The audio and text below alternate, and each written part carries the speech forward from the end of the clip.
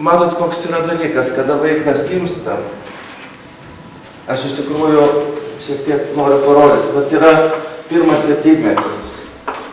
Nuo 0 iki 7 metų. Vystosi nervų jutiminė sistema pas vaiką. Tai reiškia, vaikas vystosi iš galvos ir šitoje vietoje labai svarbu jam jo gyvybės jėgom, eteriniam jėgom leisti vystyti. Tai va tas nuo 0 iki 7 metų mes turime vaiką, kuris vystosi ir jau vystosi labai stipriai nervų jutiminė sistema. Gal net parašyčiau, kad nervų jutiminė sistema. Čia svarbiausias faktorius yra mama, mamos gerumas. Tai reiškia, šiluma, kurią vaikas gauna iš mamos. Mamos meilė ir šiluma vysto kaulus ir raumenis. Ir nuo tų kaulų ir raumenų vystymas mes turėsim perspektyvoje labai svarbų dalyką, kaip vystysis galbūt pas moterį vėlesniam amžiaus osteoporozė, ar vystysis ar ne, jau priklauso nuo 1 septynmečio. Reiškia, nuo 1 septynmečio priklauso, koks bus tavo gyvenimas nuo 56 iki 63 metų. Mesgi esam dialektikai, mes turim žinoti, kad niekas nesiranda iš nieko. Reiškia, kažkokia turėjo būti pradžia. Kažkur turi būti, kad visos lygos formuojasi nuo pat pradžių, jeigu mes jas padedam formuoti. Arba visos lygos nesiformuoja, jeigu žmogus turi net genetinį polinkį. Jeigu yra kita situacija gyvenime, jeigu jis išgyvena labai daug teigiamų gerų dalykų. Tibeto medicina kas sukelia visas ligas, kokios ligų priežastys? Pyktis, baimė ir pavydas. Visiškai atrodo juokinga, 3 priežastys. Pyktis, baimė ir pavydas sukelia visas ligas. Biochemiškai, fiziologiškai mes net galim paaiškinti, kas yra pyktis, kaip veikia antikščius, kai antikščiai skiria adrenaliną. Kai adrenalinas įtempia visus raumenis, nes reikės gintis, bėgtis arba rėkti. Reiškia, nes kito kelio nėra, nes yra baimė, aš bijau tamsos, o vaikas bijo tamsos. Jis bijo, kai nėra artimųjų. Ir kai viena moteris manęs klausė, ką man reikėtų daryti, nes mano vaiko kaulai yra labai trapus, visai ne pagal amžių. Pas vaikai yra daug drėgmės, daug leimų. Ir kai pas jauną augalą, jis yra labai elastingas. Jūs vaikai puikiai suprantat, kaip atrodo kūdikis, jisai turi daug labai drėgmės. Tai to drėgmė reikia, kaip mes sakom, per gleives.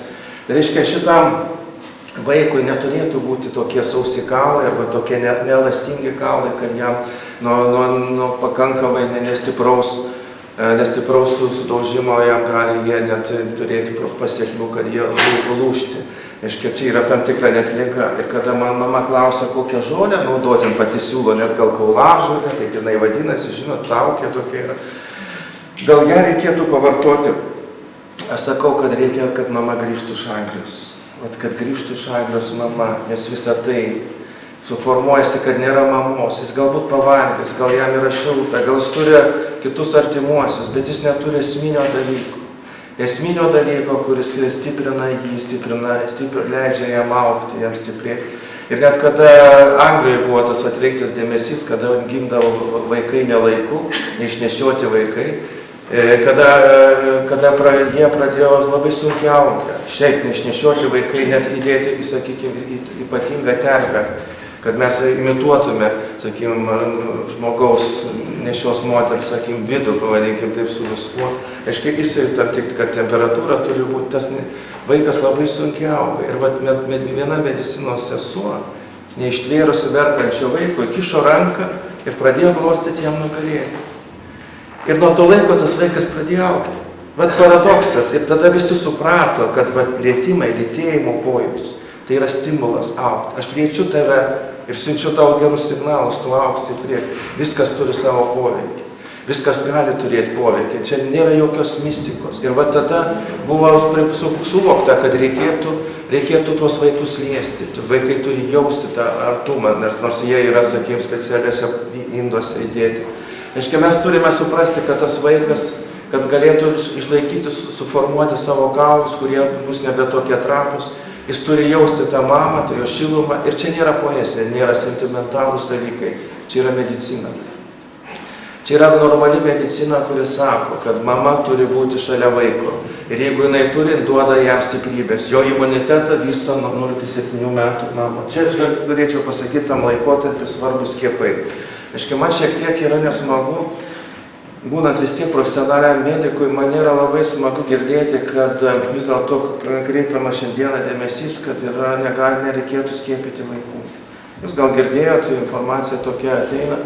Suprantat, egoistiškai sprendžiant, taip, mes galėtume suprasti, kad formuojant specifinį imunitetą nukeičia bendrasis imunitetas. Tai reiškia, žmogus darosi mažiau atsparus kitom perspektyvai, ligos nebe toks stiprus, bet tam specifinį imunitetą įsigyja. Reiškia, užtat vaikystės skiepai savotiškai lyg tai reikalingi, dėl to, kad vaikas, sakykime, lyg ir nereikalingi, nes šitoje vietoje silpina bendrąją imunitetą.